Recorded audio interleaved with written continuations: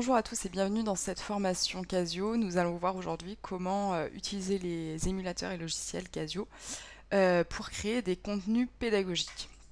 Nous avons eu des problèmes de connexion lors du stage de fin août et nous excusons de ces problèmes-là.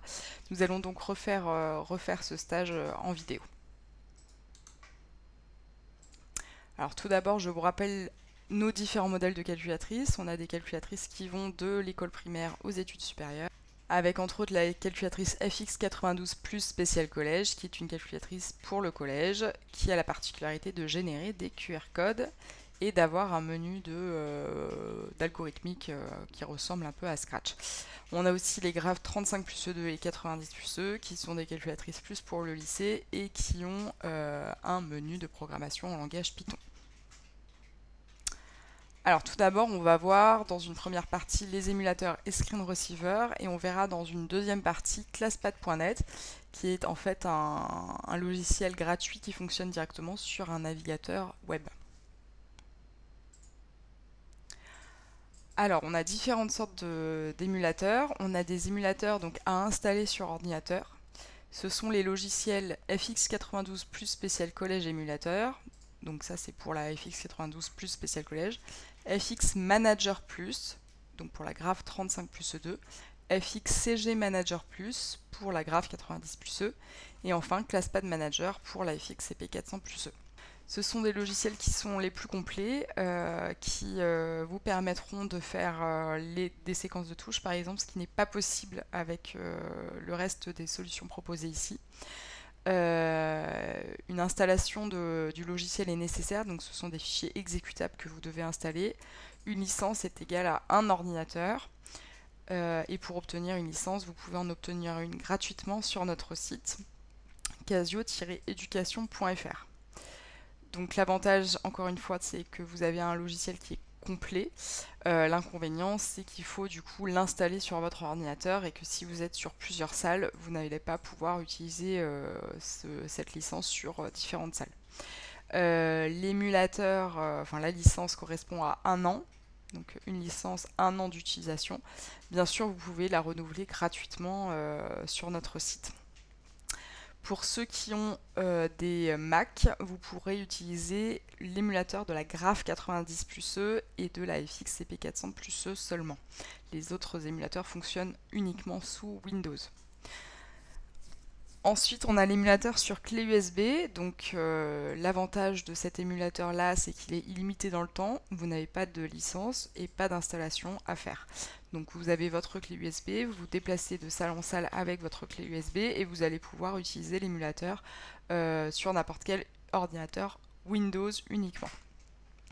Sur la même clé USB, vous avez en plus 3 émulateurs, l'émulateur de la FX92 plus Spécial Collège, de la Graph 35 plus E2 et de la Graph 90 plus E. Attention par contre, c'est un logiciel qui est allégé, vous n'avez pas la possibilité d'utiliser des séquences de touches, mais vous avez toujours la possibilité d'avoir des captures d'écran. On reviendra un peu plus en détail sur ces différences-là. Il n'est pas possible de copier la clé est protégée, donc vous ne pouvez pas la copier pour quelqu'un d'autre. Attention d'ailleurs à ne pas supprimer les dossiers qui sont sur la clé, sinon votre clé devient inutilisable. Cette clé est donnée lors des formations et offre Casio. Enfin, on a le logiciel Screen Receiver, donc qui n'est pas un émulateur de calculatrice, mais qui permet en fait de projeter l'écran d'une calculatrice sur l'ordinateur. Donc vous allez avoir besoin ici d'une calculatrice. Ce logiciel est complètement gratuit et illimité dans le temps. Il fonctionne avec Windows et Mac et il est compatible avec les Graph 35 plus E2 90 plus E et la FXCP 400 plus E. Donc là, vous pouvez l'installer sur le réseau de votre établissement sans aucun problème. Alors, tout d'abord, je voulais vous montrer une petite astuce pour ceux qui utilisent la Graph 25 plus E. Donc, comme vous l'avez vu, on n'a pas d'émulateur pour la Graph 25 plus E, mais vous pouvez tout à fait utiliser l'émulateur de la Graph 90 plus E, par exemple, en vous mettant en fait en mode ligne, puisque du coup, c'est la principale différence entre la Graph 25 plus E et les autres modèles de calculatrice, c'est le mode linéaire. Donc, vous allez aller ici dans n'importe quel menu. On va se mettre dans le menu 1. Vous allez aller dans le Setup en appuyant sur Shift Menu. Et ici, vous avez Input, Output, Math. Et donc là, on va se mettre en mode linéaire. Ce qui fait ici que, par exemple, si vous tapez une fraction 3/2, vous voyez ici que vous êtes en mode linéaire. Vous n'avez pas du coup la fraction en 2 dimensions qui s'affiche comme sur la graphe 35 plus 2 ou la graphe 86 plus E. Donc voilà, c'est une petite astuce qui peut vous permettre d'avoir quelque chose qui se rapproche vraiment de ce que vos élèves vont avoir sur leur calculatrice. Alors, on va voir un petit peu donc comment utiliser cet émulateur. Donc ça, c'est l'émulateur qui a installé. Donc c'est le premier dont je vous parlais tout à l'heure, qui est le logiciel le plus complet. Donc je vais ouvrir un fichier Word, mais ça fonctionne aussi sous OpenOffice. C'est vraiment la même chose. Alors, j'ouvre mon fichier. On va essayer donc de faire des captures d'écran et de copier-coller aussi des séquences de touches. Donc ici, par exemple, je fais une première capture d'écran avec clic droit, écran de capture. Et ici, je viens faire clic droit sur ma capture d'écran. Je prends copier et je colle ici sur mon fichier Word. Alors, je vais décaler un petit peu tout ça. Hop.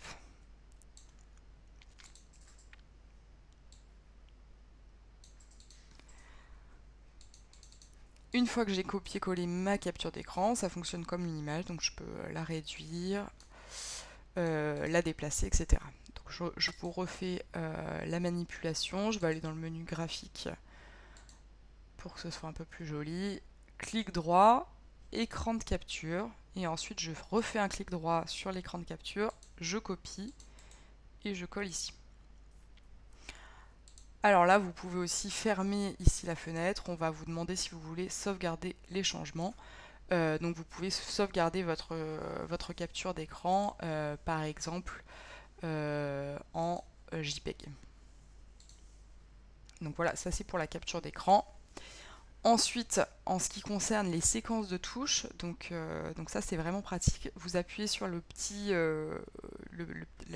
bouton rouge enregistré. Et donc là, vous allez appuyer sur les différentes touches de votre calculatrice. Et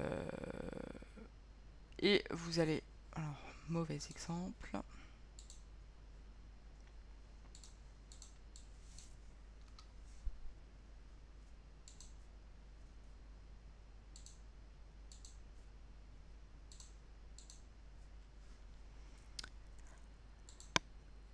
Donc vous appuyez sur le bouton rouge ici, enregistrer, et donc ça va enregistrer les différentes touches sur lesquelles vous appuyez. Donc par exemple ici, option, calque, d sur dx, x au carré plus 3x, en x égale 2, exécuter.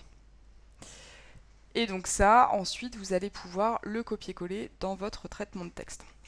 Donc pour faire ça, il faut appuyer ici sur éditeur. Donc vous allez vous mettre en mode édition de ce côté, ce qui fait que maintenant, si vous appuyez sur les touches de votre clavier, vous allez écrire de ce côté. Ça ne correspond plus aux touches du clavier de la calculatrice. Mais vous allez pouvoir du coup copier, coller, dupliquer, etc. Donc on sélectionne, on copie et on colle du coup dans notre traitement de texte. Donc ici, qu'est-ce qui se passe? On a la séquence de touches qui apparaît, qui en fait correspond à une police spéciale Casio. Donc si je me mets dans la séquence de touches, vous allez voir ici que je suis en police CFX01. Donc si je reste dans cette police-là et que j'appuie sur les touches de mon clavier d'ordinateur, vous allez voir ici que ce sont des touches de calculatrice qui apparaissent. En fait, quand vous téléchargez l'émulateur, vous téléchargez également des polices de touches Casio qui se mettent automatiquement sur votre traitement de texte. Vous pouvez aussi les télécharger séparément, donc sans utiliser l'émulateur, vous pouvez télécharger ces polices de touches. Mais dans ce cas-là, il faudra que vous rappeliez quelle touche de votre clavier d'ordinateur correspond à quelle touche de la calculatrice, ou sinon vous tapez toutes les touches de l'ordinateur et ensuite vous copiez-collez petit à petit. Donc je vous ai mis ici dans le PowerPoint les liens pour télécharger les polices de touches. Donc vous avez toutes les polices de touches ici. Alors, ce qui est bien aussi avec du coup ces polices de touches, c'est que vous pouvez rejouer une séquence. Donc par exemple ici, je retourne au début de ma séquence de touches, donc j'appuie sur Stop et ensuite sur Play. Et donc là, je ne touche à rien du tout dans ma calculatrice, c'est vraiment la police de touche qui est rejouée automatiquement. Donc ça c'est assez pratique parce que si vous avez du coup quelque chose d'assez complexe à faire, vous pouvez ici refaire jouer la police de touche et passer dans les rangs. Vous pouvez même du coup ici la copier-coller plusieurs fois. Et donc ici, la séquence de touches va se rejouer plusieurs fois. Donc les élèves qui n'auront pas bien vu comment faire la première fois pourront le voir la deuxième fois. Et entre-temps, ça peut vous permettre de faire autre chose, donc de passer par exemple dans les rangs pour voir, pour aider vos élèves à faire cette manipulation. Donc ça c'est assez pratique. Attention, il faut bien être dans il faut bien faire une séquence de touches qui est compatible. C'est-à-dire que si vous changez de menu, etc., c'est pas toujours évident de faire une séquence de touches qui se répète de cette manière.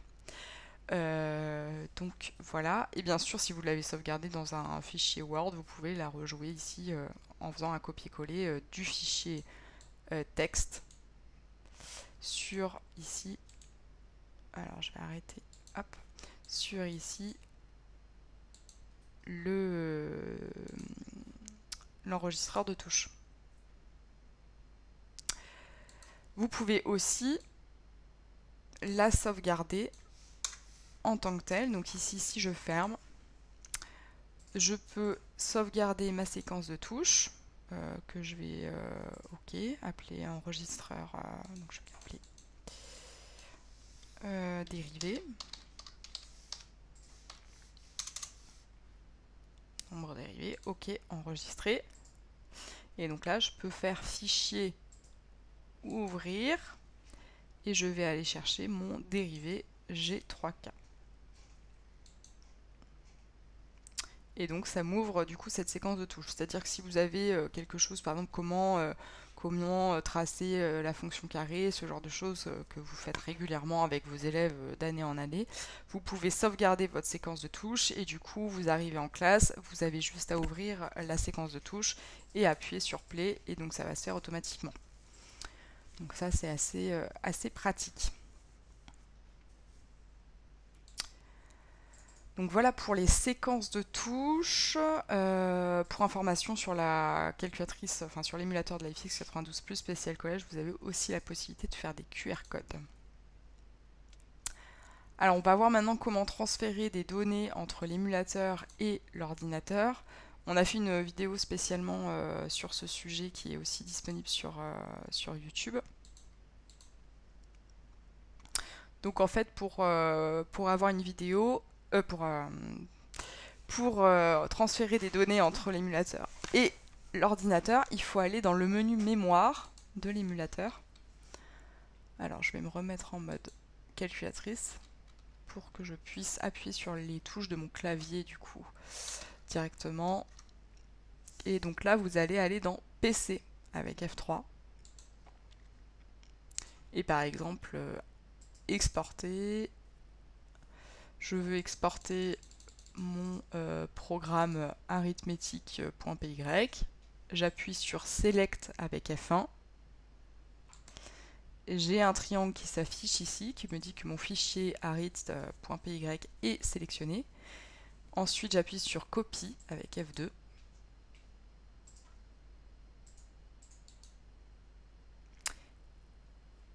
Et ensuite, je vais le mettre par exemple sur mon bureau.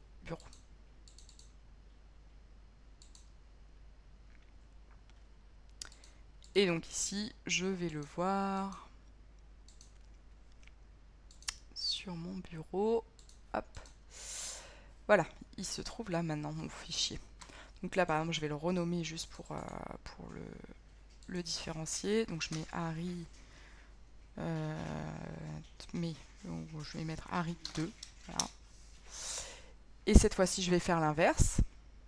Donc je suis toujours dans mon menu mémoire. Alors c'est normal si vous n'avez pas exactement les mêmes choses ici.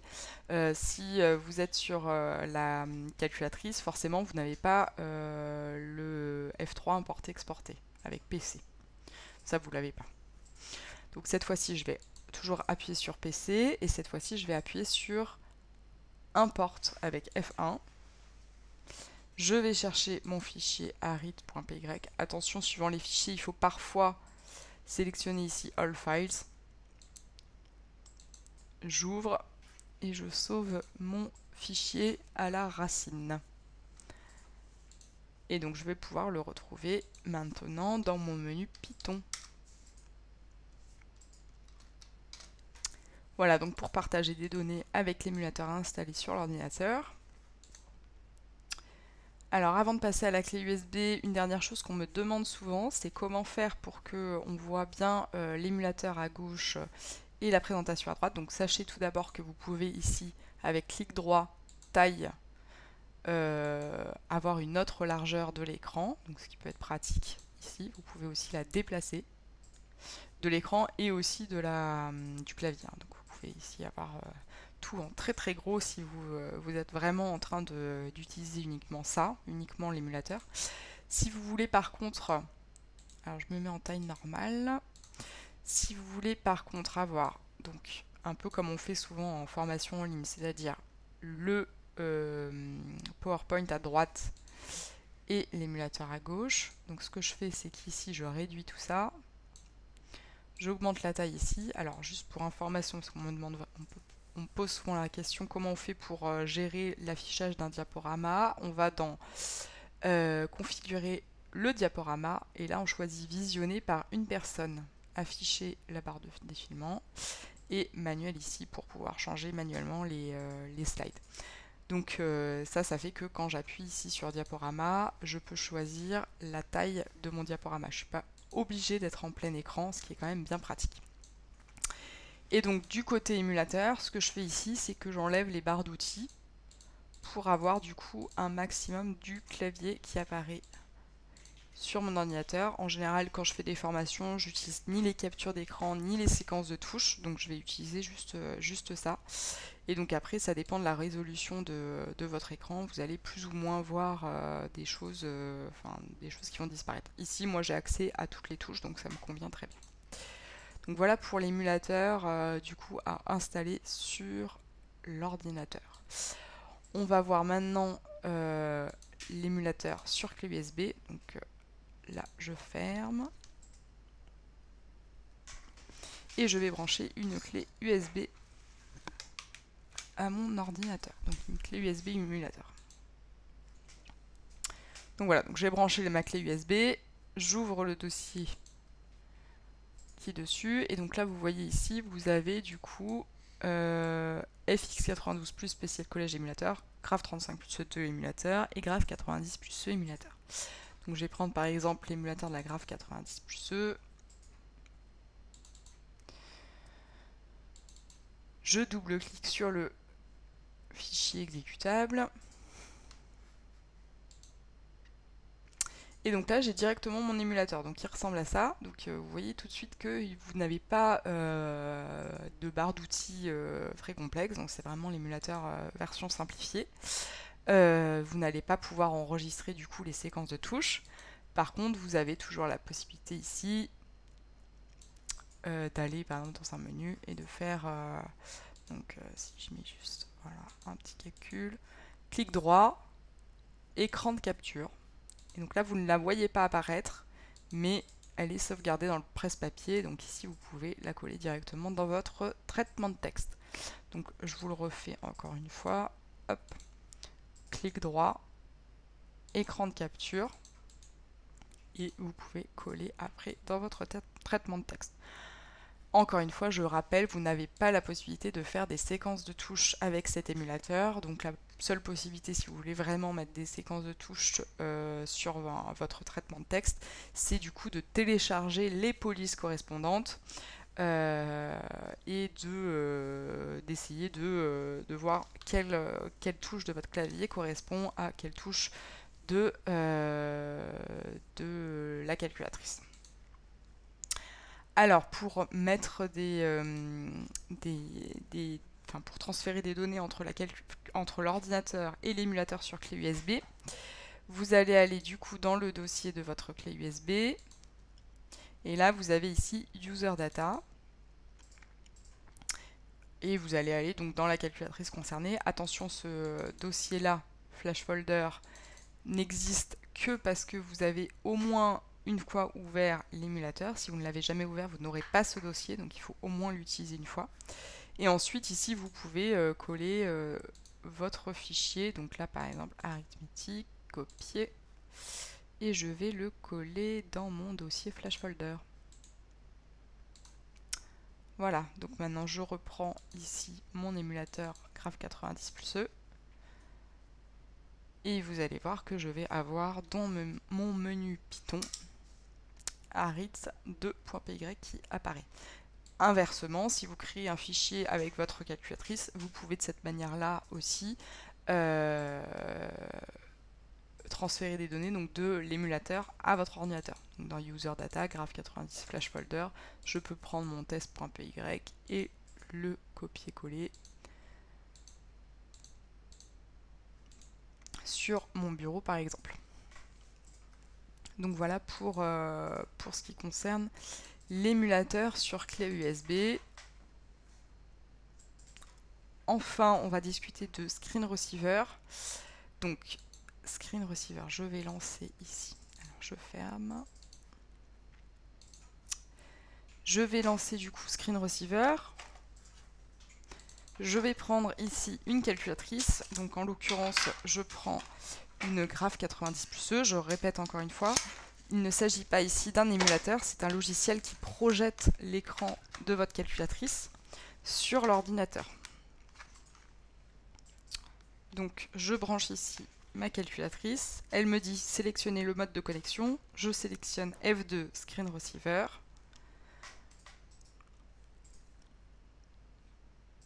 Et donc vous voyez ici apparaître l'écran de ma calculatrice.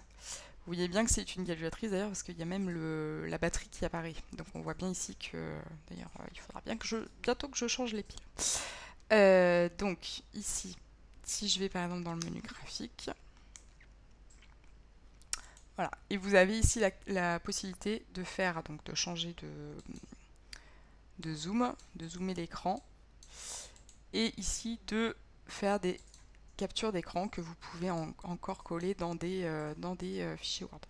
Par contre, ce que vous voyez tout de suite ici, c'est que vous n'avez pas les touches de la calculatrice qui apparaissent. Donc, ni séquence de touches, ni le clavier de la calculatrice. Par contre, si vous appuyez sur Shift, par exemple, sur votre calculatrice, vous avez ici les onglets qui correspondent aux touches F1, F2, F3, F4, F5, F6 de votre calculatrice. Donc c'est un logiciel qui peut vous permettre de vous dépanner, qui peut aussi vous permettre de montrer l'écran d'une calculatrice d'un élève. Dans tous les cas, il est disponible sous Windows, sous Mac, illimité dans le temps, donc vous pouvez complètement l'installer sur le réseau de votre établissement. Voilà en ce qui concerne du coup les émulateurs et les logiciels et le logiciel Screen Receiver. Alors, je vous propose maintenant qu'on passe à ClassPad.net. Donc, comme je vous le disais, c'est un logiciel disponible dans votre navigateur internet qui permet donc de créer et partager facilement des contenus en utilisant des URL, donc des adresses de pages web. Alors, donc j'ai créé un petit cours public, donc c'est un cours vraiment basique. N'importe qui peut y accéder puisque je l'ai mis en public. Donc je vous invite à cliquer sur le lien correspondant. On vous mettra aussi les liens dans la description de la vidéo YouTube. Donc voilà, donc ça donne ça. Si vous cliquez sur le lien, vous allez voir apparaître ici ce cours. Donc même que vous ayez un compte ou pas, normalement vous n'avez pas été obligé de vous enregistrer. Donc c'est aussi pratique parce que vous pouvez du coup envoyer un cours à tous vos élèves. Ils n'ont pas besoin de s'enregistrer nulle part. Donc vous voyez ici qu'on peut écrire du texte, écrire des formules. Et donc ici, par exemple, j'ai mis un graphique qui correspond à la forme canonique A facteur de x moins alpha au carré plus bêta, où je vais pouvoir faire varier du coup mon A, mon alpha et mon bêta. Alors ici, je peux modifier mon cours. Je peux ici ajouter une formule si j'ai envie, etc. Ça ne va pas modifier. Enfin, c'est le cours ici qui va être modifié, ce n'est pas le cours original.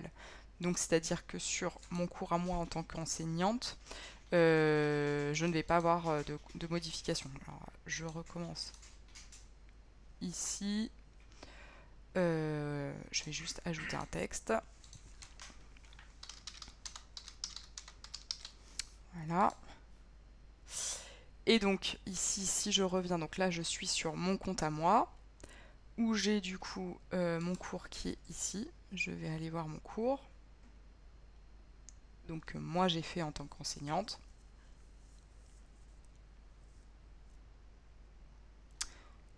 Et donc je vois ici qu'il n'a pas été modifié. Donc en fait les élèves peuvent rajouter s'ils le souhaitent certaines notes sur leur propre cours, mais sans modifier l'original.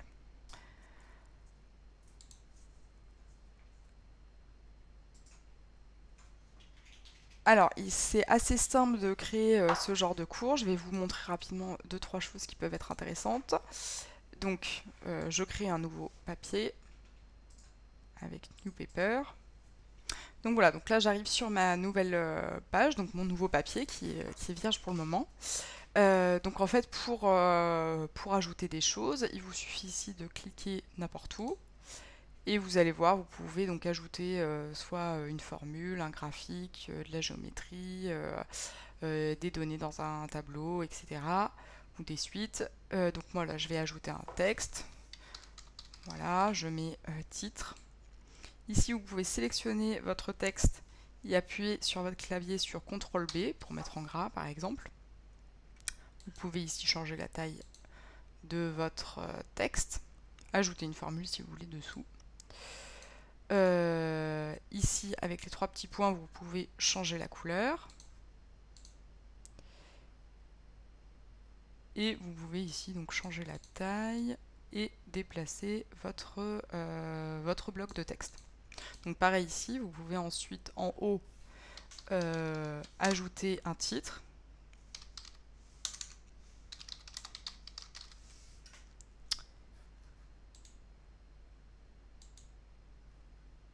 Et changer la couleur ici en appuyant sur le petit cercle. Voilà.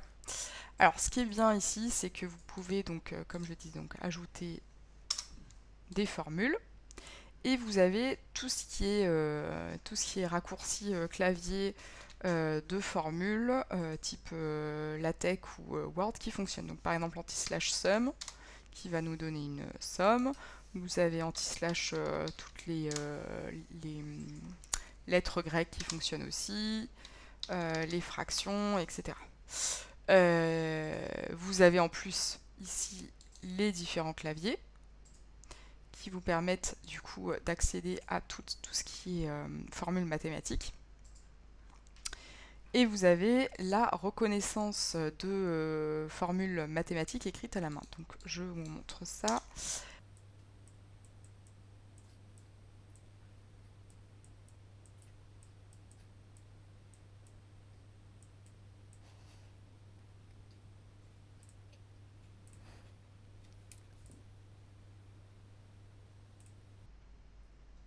Et donc là, voilà, donc vous avez entré votre formule.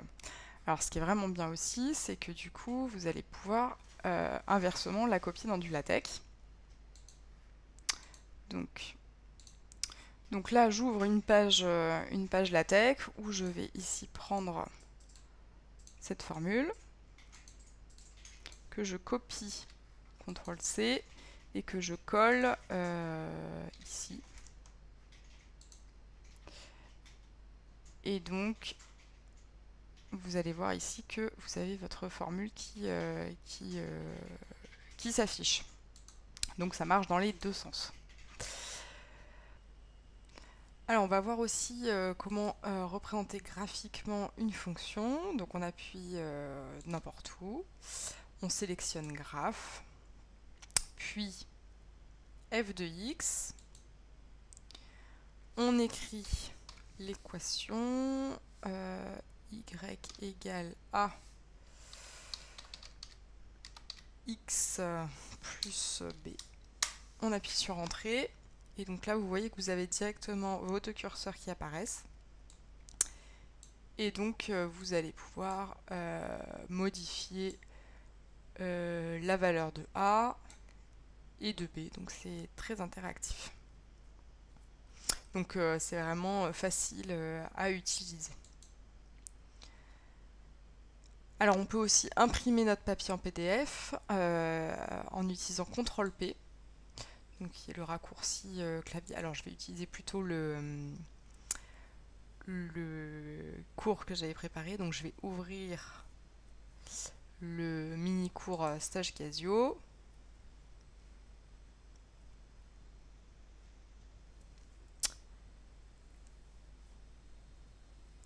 Et donc là, j'appuie sur CTRL-P pour print. Hein. Donc vous avez d'autres raccourcis clavier suivants si vous êtes sous Mac ou sous Windows.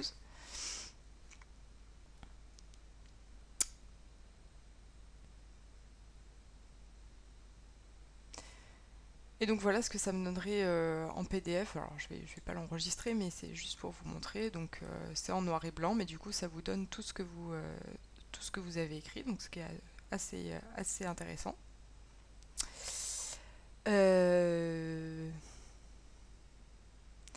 Et donc si vous avez un compte, vous pouvez prendre une des ressources publiques, la dupliquer pour pouvoir la modifier si vous le souhaitez. Donc là je reviens sur mon compte à moi. Donc là, ça, ce sont mes papiers que j'ai réalisés moi-même. Mais je peux aussi aller dans Public Papers, où je vais voir en fait tous les papiers qui ont été publiés par tout le monde. Donc là, vous voyez, là, c'est ceux que j'ai réalisés. Mais on a, par exemple... alors, si on descend, on va prendre... donc là, vous avez les Casio officiels. Donc par exemple ici, le cash flow.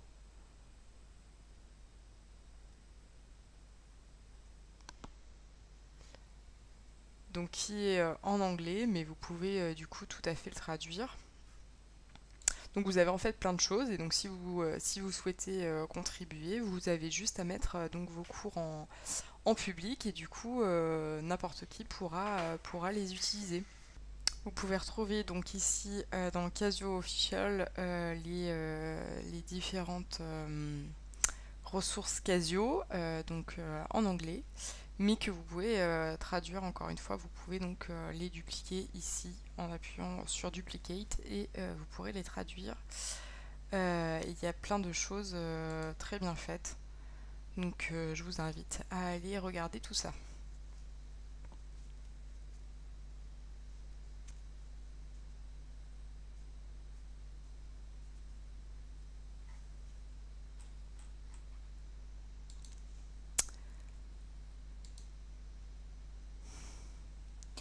Alors, donc comment j'ai fait pour partager mon contenu en public? Là par exemple, si je duplique ça,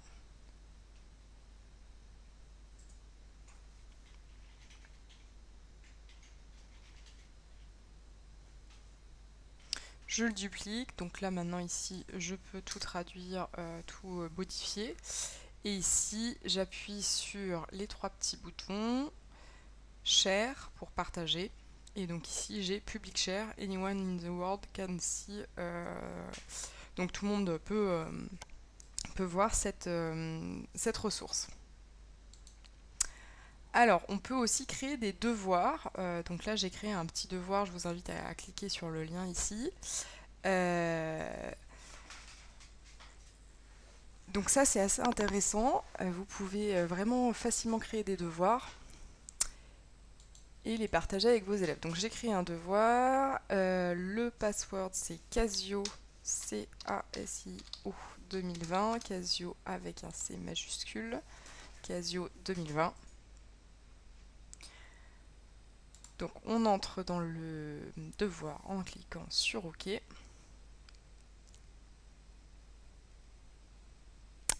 Et donc vous voyez ici un devoir, donc où je demande donc le nom, le prénom, la classe. Donc ça, je vous invite à bien à ne pas oublier de faire ce petit encadré quand vous faites votre devoir. Vous avez ici les consignes. Et donc les élèves vont pouvoir répondre directement sur la page web. Par exemple, ils peuvent ici, si ils ont besoin, ajouter une formule. Et donc ils vont pouvoir utiliser les différents boutons des claviers mathématiques. Donc là vous voyez que je ne suis pas sur mon compte, donc je suis comme invité en fait. Je ne suis pas connectée et donc je n'ai pas la reconnaissance de formule écrite à la main. Puisque je n'ai pas de compte. Donc si vous envoyez un devoir à vos élèves et qu'ils n'ont pas de compte, ils vont quand même pouvoir répondre à votre devoir, mais ils auront certaines fonctionnalités qui seront bloquées. Mais ils ont tout à fait la possibilité d'utiliser d'autres choses. Hein. Donc, par exemple, si la réponse était 4 tiers et 1 comme coordonnées, voilà. Hmm.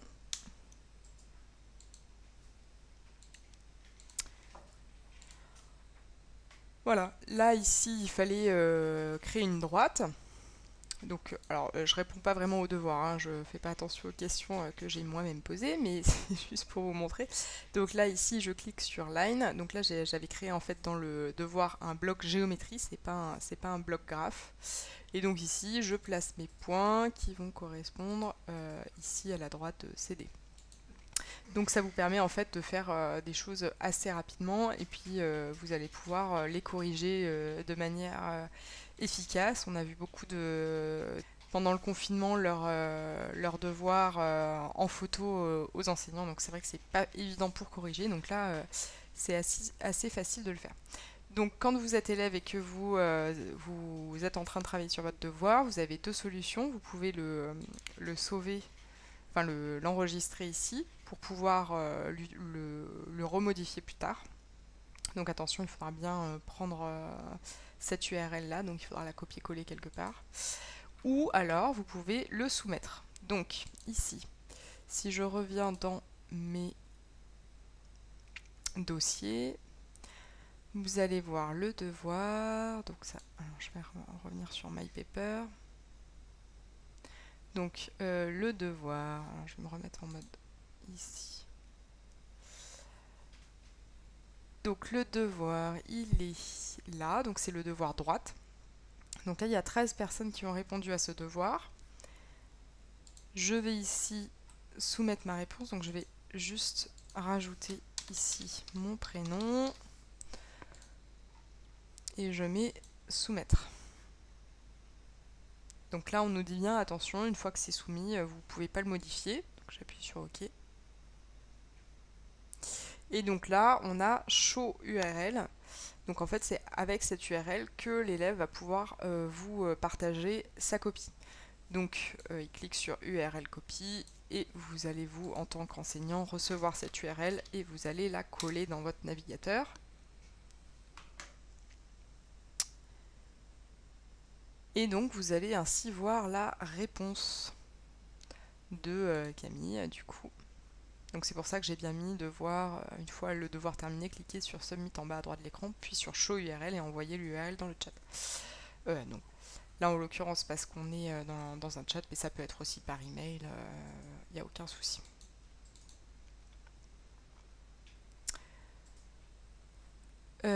Et donc une fois que c'est fait, donc là il y avait 13 personnes qui avaient répondu. Si j'actualise ma page, je vais voir qu'il y a 14 personnes qui ont répondu.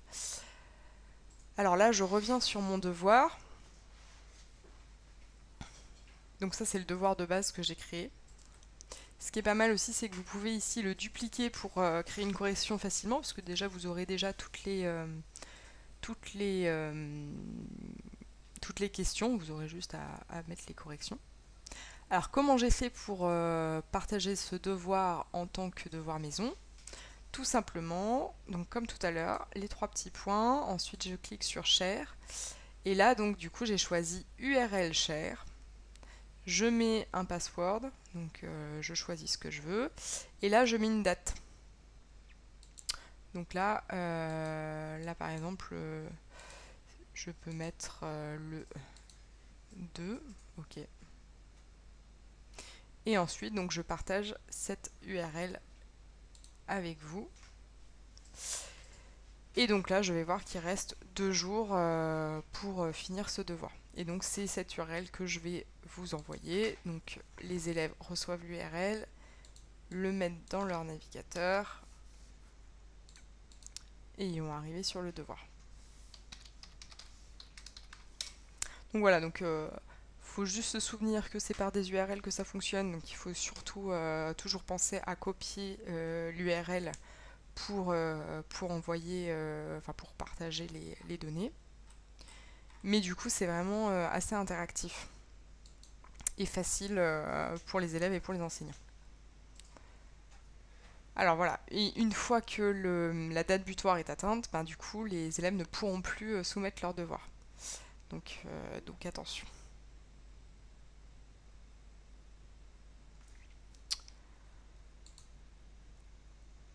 Alors, donc il existe en fait 3 utilisations différentes de ClassPad.net. Vous avez la première, donc utiliser en tant qu'invité, c'est-à-dire que si vous n'avez pas de compte, c'est ce que vous allez faire. Où vous avez donc les outils calcul, graphique, stats, géométrie et suite. En créant un compte gratuit, en plus des fonctionnalités de base, vous allez pouvoir enregistrer un fichier, partager un fichier. Et avec un abonnement qui est de 25 € par an, vous avez en plus accès à du calcul formel, des statistiques avancées, de la finance et donc la reconnaissance de formules écrites à la main. Sachant que tout ça c'est gratuit de toute façon jusqu'au 31 décembre par tous les utilisateurs enregistrés. Donc je vous invite à vous créer un compte. Vous n'avez absolument pas besoin de mettre une carte bancaire ou quoi que ce soit. Ça se fait automatiquement, vous allez avoir automatiquement toutes les fonctionnalités en plus. Et donc vous pourrez profiter de toutes ces fonctionnalités jusqu'au 31 décembre gratuitement. Voilà, donc pour revenir un peu sur ce qu'on a vu aujourd'hui, donc on a plusieurs sortes d'émulateurs, donc les émulateurs qui s'installent sur ordinateur et aussi sur clé USB plus Screen Receiver qui permet de projeter l'écran de la calculatrice sur l'ordinateur. Vous avez donc aussi ClassPad.net qui est un site web qui vous aide à créer des contenus pédagogiques. Alors n'hésitez pas à aller sur notre site casio-education.fr pour consulter tous nos contenus pédagogiques, vidéos, fichiers Python, exercices et fiches pratiques. Vous pouvez aussi vous inscrire à d'autres formations en ligne ou des formations dans votre établissement. Vous pourrez aussi profiter de toutes nos offres, donc d'aide à l'équipement et offres spéciales enseignants. Et enfin, voir nos différentes solutions d'achat de calculatrices, donc achat groupé, ou créer une cagnotte en ligne pour que vos élèves puissent acheter facilement leur calculatrice. Dans tous les cas, si vous avez des questions, n'hésitez pas à nous envoyer un email à education-france@casio.fr. Et enfin, n'hésitez pas à consulter nos différents réseaux sociaux, Facebook, Twitter et YouTube. Voilà, j'espère que cette formation vous a plu et je vous dis à bientôt.